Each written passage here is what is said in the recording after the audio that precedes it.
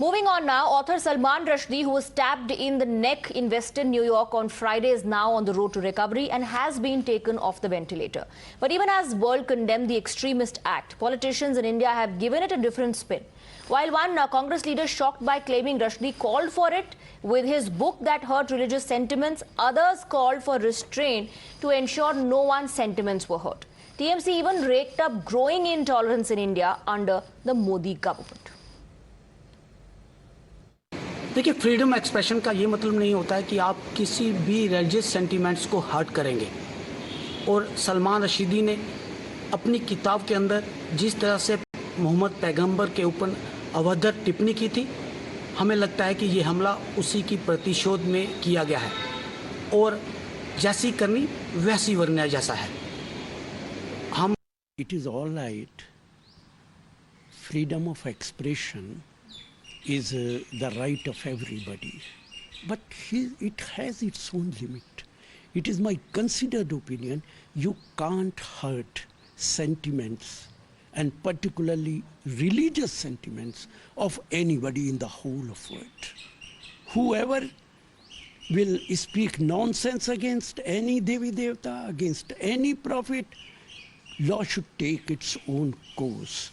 Whatever has happened in New York is still, according to the media report, it is not mentioned anywhere that what is the motive of that person. But law will take its own course. No, it's a very sad incident, unfortunate, and it's connected with intolerance. That's all. World has seen such intolerance before, and I am sure world will see such intolerance afterwards also.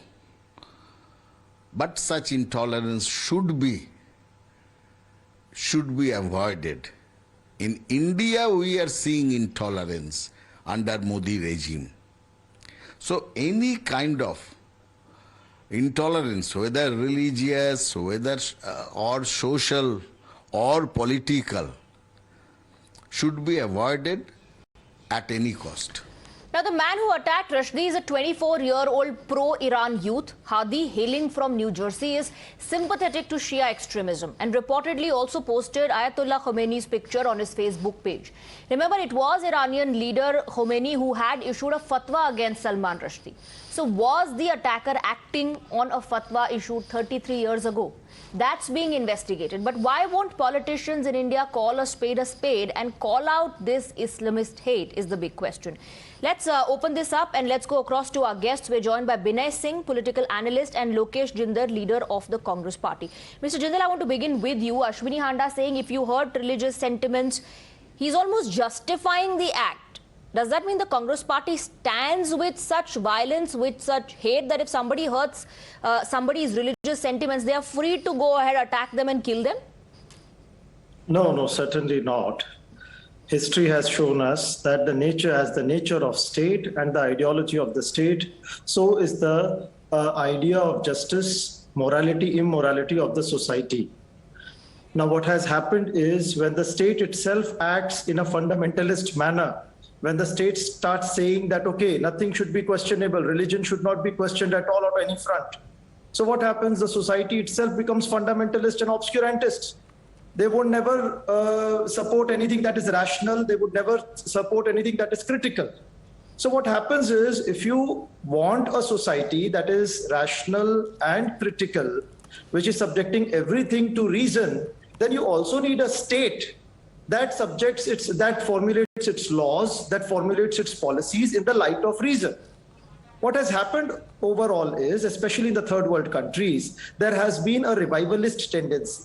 Revivalism of religion, fundamentalism, and the society itself is becoming extremist and radical. Mr. Jindal, is, yes, your answer right now is limited on how the society has evolved, what has changed, what has not. I'm asking you specifically about Ashwani Handa, who's saying Jaisi Karni Waisi Bharni. So he's in a way justifying what has happened. In fact, Mr. Rashid Alvi also said that, religious sentiments have been hurt. So if religious sentiments are hurt, are people allowed to take law into their own hands? when the Prime Minister of our country goes to the international forum and says that in India, in ancient India, there was head transplant, cow urine cures cancer, everything, airplane, everything originated in ancient India. Now, these are all expressions of such forms of fundamentalist belief idea when he claims that the Vedas are infallible.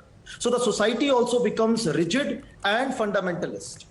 When the Congress leader said Jaisi Karni Waisi Bharni, it means that when the state itself promotes fundamentalism, then there will be growth of radicalism in the society. If the state wants tolerance, if the state displays spirit of tolerance... He is talking specifically about Salman Rushdie's book. He is very clearly saying Jaisi Karni Waisi Bharni. You are once again avoiding my question. I want to bring in Vinay Singh. Avoiding your question. I want to bring in Vinay Singh. Vinay Singh, the questions are very specific. Does the Congress party stand with Mr. Ashwani Handa, who believes Jaisi Karni Waisi Bharni? Also, do you think, Mr. Vinay Singh, that the opposition is shying away from calling a spade a spade? No, look, we are not living in the 16th century, So where for his hearsay in claiming that the earth orbits the sun, Galileo was sentenced to life and he eventually died. So we are not living in the 16th century. And every religion, not just one religion, every religion on this earth, every religious text, each and every book must be reviewed according to the, the needs of the 21st century. And it is necessary. And there is no need, there is no business that anybody should get pissed off or anybody should get offended. Achha, for me, what I perceive as a religion or as a practitioner of democracy, why I perceive religion as, that it is mere a code of conduct of human beings deciding or which defines their responsibility to other living beings, other human beings. But it doesn't restrict their responsibility to just human beings or living creatures.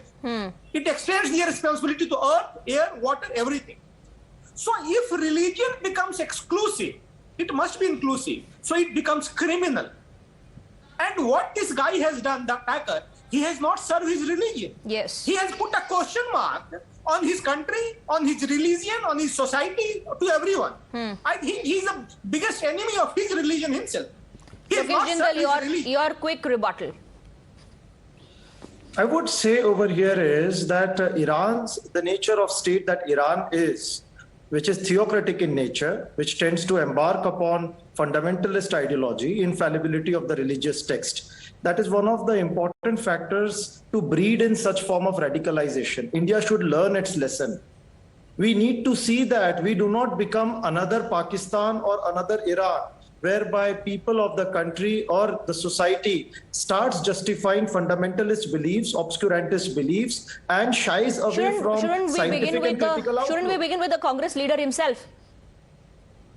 The Congress leader is right when he says Jaisi Karni Waisi Bharni. Which means that if you heard religious sentiments, which means if you heard religious sentiments, he says you will be killed, you will be attacked, you will be hurt. No, you are getting it wrong, madam. He says that if the state itself becomes fundamentalist, then the society will reap. Okay, that is your interpretation. That is your interpretation. You're putting it in a completely different light. Thank you very much, Mr. Jindal and Vinay Singh, for joining us. That's all the time we have for this debate.